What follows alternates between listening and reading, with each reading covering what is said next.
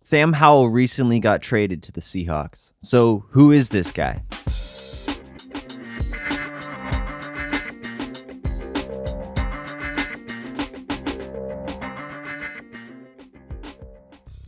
Sam Howell was drafted by the Washington Commanders in the 5th round of the 2022 NFL Draft. He played for the North Carolina Tar Heels in college, he was a 3-year starter, and he was actually on watch list to be the top pick in the draft when he entered his junior year. That year was rather disappointing for him, and he fell to the 5th round where the Commanders selected him. He lost a lot of weapons and offensive line talent before his final year with the Tar Heels, and this contributed to both his yards per attempt and his touchdowns falling in his junior year, which led to him falling in the draft.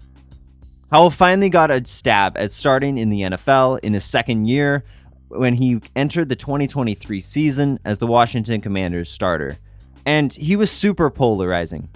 Through 10 weeks, he led the NFL in passing yards. Okay, that's great, but he also led the NFL in sacks and, a lot of other negative categories, including interceptions. There were certainly some Washington fans celebrating that they had found their guy, while others pointed to the interceptions and sacks as the reason why he's not even good. So, who is this guy? I wanted to dive into his film to find out. Let's start by talking about one of Sam Howell's biggest strengths, and that is his arm talent. In this play against the Pittsburgh Steelers, the Commanders are in a 3-by-2 formation. I don't know what the Commanders specifically call this play or this route concept to the bottom, but at least in the LSU playbook, this side of the field is the concept of shock. Shock is a very simple yet effective way to beat a variety of coverages. The goal of the concept is to hit the slot fade for a big shot play. The slot fade is such a difficult route to cover because from the slot you have to respect the receiver breaking in or out, so when they just run right by you, it's very difficult to recover. Terry McLaurin blows past the corner and is pretty much open for the fade right away. Howell, fortunately, knows exactly where he wants to put this ball even before the snap. Since he sees that the Niners are in a single high coverage, which is probably also a man coverage, he knows that the safety will probably not be able to take away this deep ball, and he will have the slot fade. After a quick drop, he lets the ball fly with excellent accuracy and a beautiful trajectory. This throw not only requires an understanding of what the defense is trying to do, but also requires the arm talent to get this ball up and down quickly before the defense can recover or before a safety potentially comes.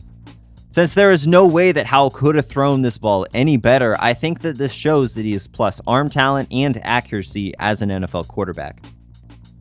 Another strength of Howell's game is his ability to improvise outside of the pocket and create plays.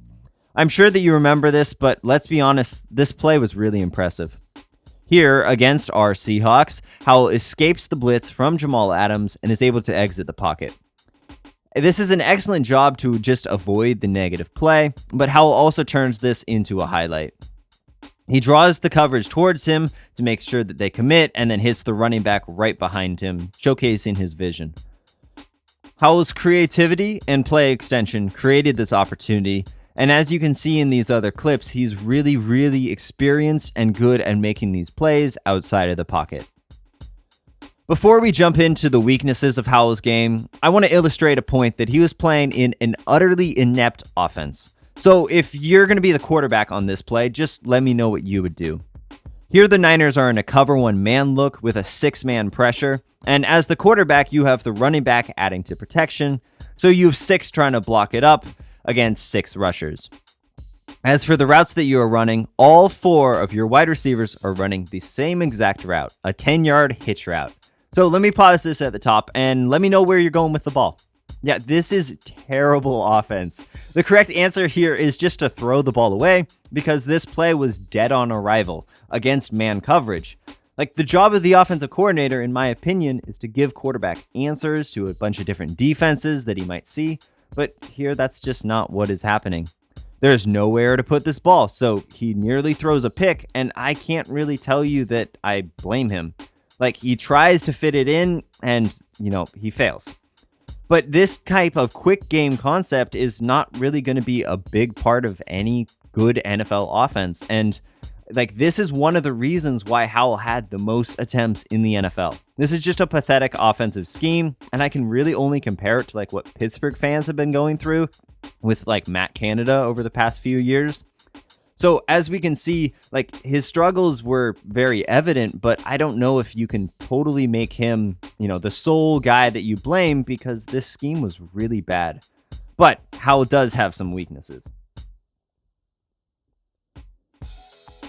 The first weakness is the headliner. Howell got sacked a lot. He threatened to break the record for the most sacks taken in a season through about the first half of the year, and this is simply a fact. Howell doesn't handle pressure well. On this play against the Seahawks, after Howell takes the play action fake, he just doesn't move. Like, Jarran Reed is bull rushing up the center, and he's doing a great job, but if you're the quarterback in this situation, you just need to move. Slide to the left, slide to the right, I don't care.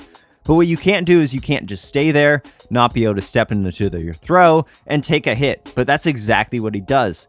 There's so much of this on Howell's film. Panic in the pocket, not moving well in the pocket, or sometimes just not moving at all. Simply put, this must be changed before he can be taken seriously as an NFL starter. While I never think he will have the instinctive pocket feel of a Brady or a Mahomes, he does need to improve his awareness and just focus on drilling his pocket movement to get up to an actual NFL level. In college, one of his biggest knocks was he ran a gimmicky RPO-focused offense. Now, after his first year starting, he also ran an outlier NFL offense, with Eric Bieniemy calling pretty much every quick game concept known to man. So you can't walk away from his film and say that he's terrible, because he really does have the traits that you want with a strong arm and good improvisational abilities. But it's difficult to say that he's good because he's never really played in a typical NFL offense and still needs to prove that he can read progressions and he can make throws to all the NFL levels of the field. So I really liked the Sam Howell trade. The Seahawks didn't lose any picks, they just moved back 34 spots. From the 3rd round to the 4th round, and also back from the 5th to the 6th round, and overall that's not actually that much value given up. This is a fantastic trade in my opinion. Howell is a young developmental quarterback that has many of the traits that you look for in a starting quarterback. I'm really excited to see how he can continue to develop behind Geno Smith, and he hopefully takes steps to prove that he can operate a true NFL offense. Again, he is younger than Bo Nix and the same age as Penix and Rattler, who are all guys that are going to be drafted this year. So even if he doesn't, develop, I still also think that he is young enough and cheap enough to be a solid backup. This offseason, we saw backup quarterbacks get paid almost $9 million a year just to be a strict backup. Howell will make just $2 million over the next 2 years, so even if he's just a backup with some experience, I think that this makes sense. Regardless, I'm really excited to see more Sam Howell in Seattle and see if this was just a good trade or a franchise-altering one.